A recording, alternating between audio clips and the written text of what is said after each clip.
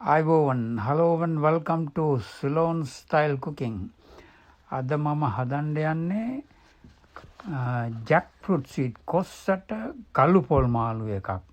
මේ තියෙන්නේ මං හදාපු එක තමයි. දැන් අපි බලමු මේක කොහොමද හදාගන්නේ මොනවද මේකට අවශ්‍ය ingredient කියලා. මේ තියෙන්නේ මේකට ඔක්කොම අවශ්‍ය ingredient. මේ Jackfruit seed එක මං සුපර් මාකට් එකෙන් ගත්තේ ඔක්කොම සුද්ධ කරලා half boil කරලා slice කරලා packet කරලා තියෙන්නේ. මෙතන 400 grams තියෙනවා. ඉතින් ඒක අපිට මුකුත් කරන්න දෙයක් නැහැ. කඩෙන් ගෙනල්ලා කෙලින්ම උයා ගන්න එකයි තියෙන්නේ. මේක මස් වෙනවා වගේ හොඳට උයා ගන්න පුළුවන්. බොහොම රසයි and ගුණයි.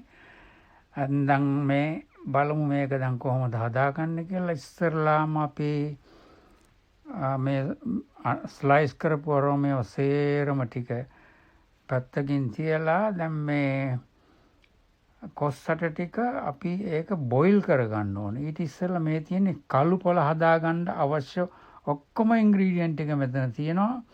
මේක වෙනම හදාගන්න ඕනේ. අර එකට කලවන්න නොකර අපි දැන් අරව ටික සේරම පැත්තකින් තියලා බලමු මේක කොහොමද හදාගන්නේ කියලා. මෙන්න මේ ඩ්‍රයි ෆ්‍රෑන් එකක් අරගෙන මොකක් හරි මේකක් අරන් ලිපේ තියලා ඒකට අර සේරම අර චුට්ට තියෙන ඉන්ග්‍රීඩියන්ට් කොකනටුත් එක්කලා ඔක්කොම දාගෙන මෙන්න මේ විදිහට බැද ගන්න ඕනේ ඔන්නෝක.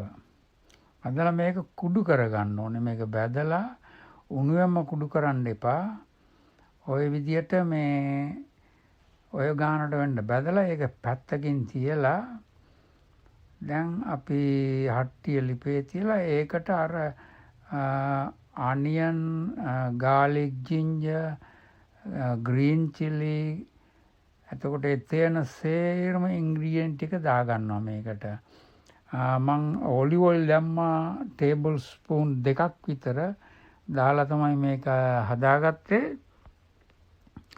එතකොට ඔන්න ඔය විදිහට ඒ වොක් එක මේ හට්ටි ලිපේ තියලා මේක නිකන් golden brown වගේ වෙනකම් බැද ගන්න. ඒක මස් වෙන ක්‍රමයටම උයපුවම හරිම රසයි.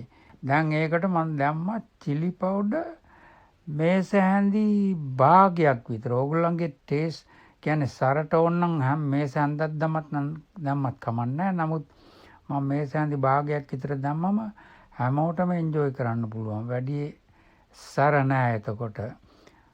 දැන් ඊට පස්සේ අපි ඒකට කොස්සර ටික දානවා. මම මේක තව ටිකක් බොයිල් කරලා ගත්තේ. මොකද ඒක හොඳටම බොයිල් කරලා නෑ. සමහරක් ඒවා ගොඩක් බොයිල් කරලා තියෙනවා. එහෙම ඒවා නිකන් එහෙම පැකට් එක අරගෙන කෙලින්ම කපලා ඉවරලා ලිපේ දාන්න පුළුවන්. මේ හට්ටියට දාන්න පුළුවන්. මේක ටිකක් ඒ ක්‍රම දෙකකට හදලා තියෙනවා. අමු එක නෑ කඩේ විකුණන්න. මේ විදිහට තමයි තියෙන්නේ.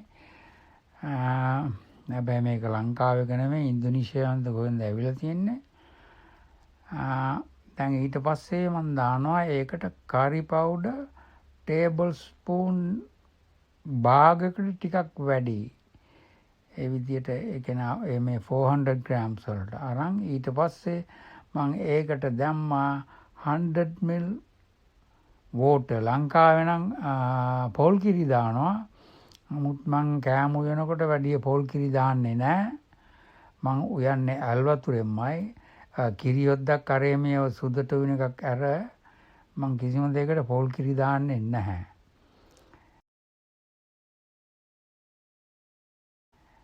දැන් ඔන්නෝක අපි දැන් ඕක වහලා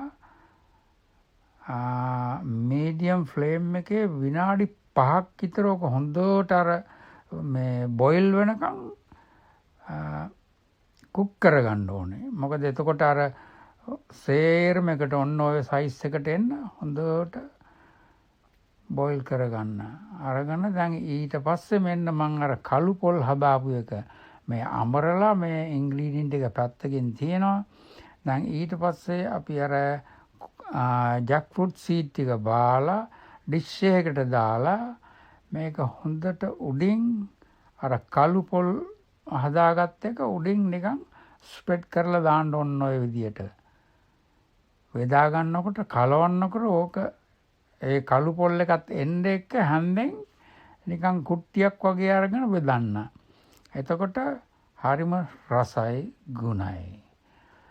I hope you enjoy my video and thanks for watching. Subscribe for more video.